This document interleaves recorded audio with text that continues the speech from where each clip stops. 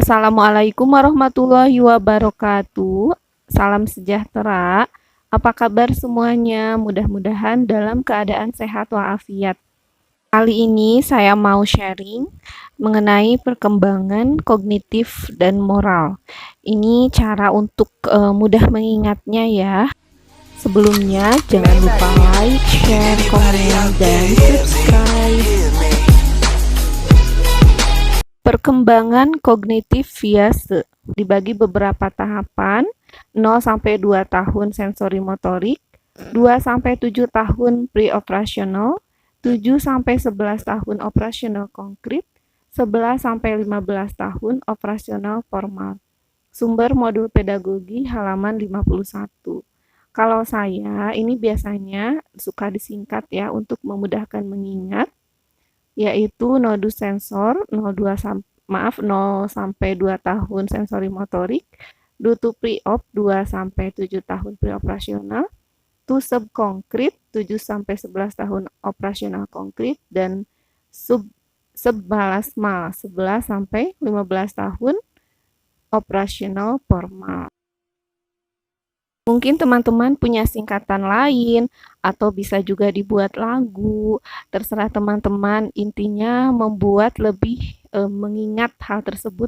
Sensori motorik itu apa saja? Anak sudah mulai meniru aksi refleks kegiatan yang diarahkan oleh tujuan. Misalnya ada cahaya lampu, anak mengarah ke refleks ke cahaya itu. Kalau pre-operasional itu simbol ya, jadi sudah menggunakan simbol untuk melambangkan objek dunia ini. Berpikir egosentris dan terpusat. Kalau operasional konkret, anak sudah mulai berpikir logis, konservasi, reversibel.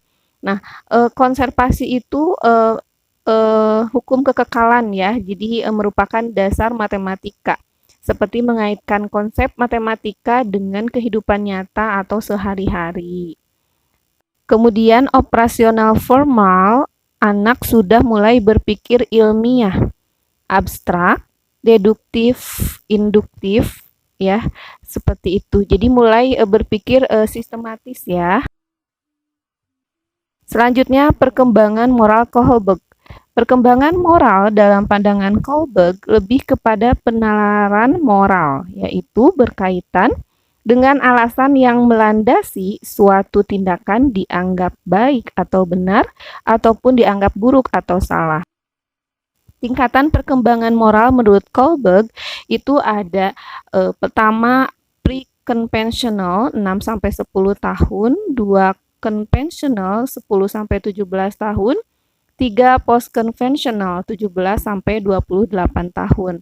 Nah, tiap tingkatan itu ada 2 tahap. Misalnya pre-conventional ada obedience and punishment. Jadi seseorang melakukan perbuatan berdasarkan konsekuensi fisik atau akibat perbuatan. Contoh, peserta didik mengerjakan tugas karena takut dihukum oleh guru. Kemudian naively egoistic orientation. Jadi melakukan sesuatu berdasarkan kontrak atau imbal jasa.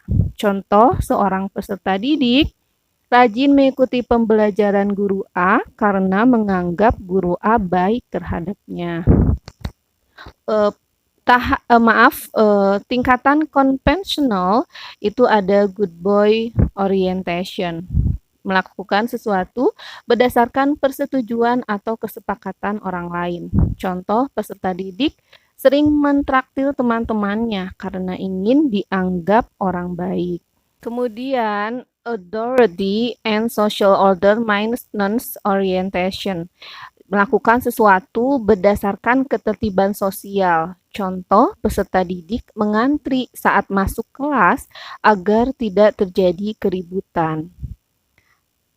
Tingkatan selanjutnya adalah post-conventional. Jadi ada 2 tahap, yaitu ada contractual legalistic orientation atau hukum yang berlaku. Jadi melakukan sesuatu itu berdasarkan hukum yang berlaku ya. Contoh, peserta didik menganggap aturan sekolah harus ditegakkan karena kesadaran dari diri sendiri. Jadi dia sudah mengerti kewajibannya. Kemudian ada tahap conscience or principle orientation atau melakukan sesuatu berdasarkan prinsip etika universal atau hati nurani. Contoh, peserta didik melakukan sesuatu yang dianggapnya benar gitu walaupun bertentangan dengan hukum yang berlaku. Nah, contoh soal pertama, perkembangan kognitif peserta didik sekolah dasar berada pada taraf operasional konkret, sehingga mereka merasa kurang memahami materi pelajaran yang disampaikan gurunya secara verbal saja. Proses pembelajaran tersebut akan efektif jika disertai dengan menggunakan titik-titik. A. Media benda nyata, B. Media poster, C. Media grafis, D. Media cetak, E. Media gambar. Jawabannya adalah A. Media benda nyata. Penggunaan media benda nyata merupakan sarana merangsang perkembangan proses kognitif pada tahap operasional konkret. Misal anak tidak paham tentang penjumlahan, namun jika menggunakan benda nyata, misalnya menggunakan pensil, akan mengerti. Misal 2 pensil ditambah 2 pensil sama dengan 4 pensil.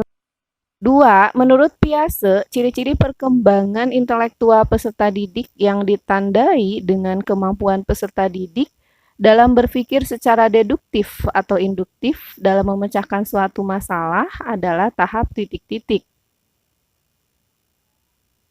A. Sensori motorik, B. Praoperasional, C. Operasional konkret, D. Operasional formal. Jawabannya adalah D. Operasional formal. Tahap operasional formal atau 11-15 tahun atau masa pre-personal thinking memiliki ciri-ciri 1. Anak sudah mampu berpikir tingkat tinggi seperti berpikir secara deduktif, induktif, menganalisis, mensintesis. 2. Mampu berpikir secara abstrak dan secara reflektif. Dan 3. Mampu memecahkan berbagai masalah. Soal nomor 3, perkembangan moral peserta didik atau anak menurut Kohlberg terdiri dari beberapa tahap. Tahap naively egoistic orientation, yaitu tahap di mana anak menilai baik buruk berdasarkan titik-titik. A. Persetujuan orang lain, B. Hati nurani, C. Ketertiban sosial, D. Akibat perbuatan, E. Kontrak atau imbal jasa. Jawabannya adalah E. Kontrak atau imbal jasa.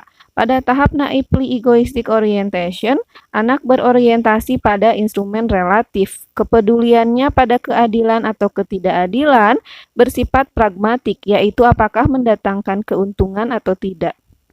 Soal nomor 4, kemampuan kognitif moral individu dapat diukur dengan menghadapkannya pada dilema moral hipotesis yang terkait dengan kebenaran, keadilan, konflik terkait aturan, dan kewajiban moral.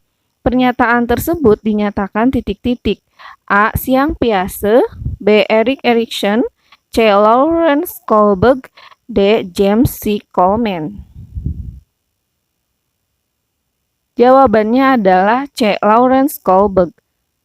Lawrence Kohlberg atau 1927 sampai 1987 merupakan tokoh dalam teori perkembangan moral yang berfokus pada kognitif moral atau moral reasoning.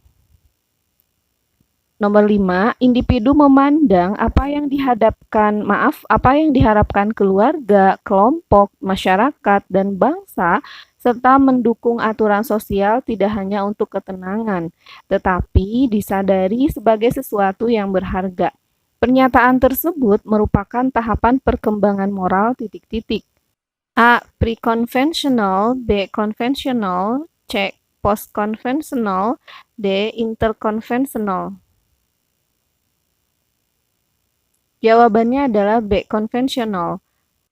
Pada tahap konvensional, individu memiliki rasa bersalah bila berbeda dengan orang lain. Individu menjaga sikap baik dan memelihara peraturan.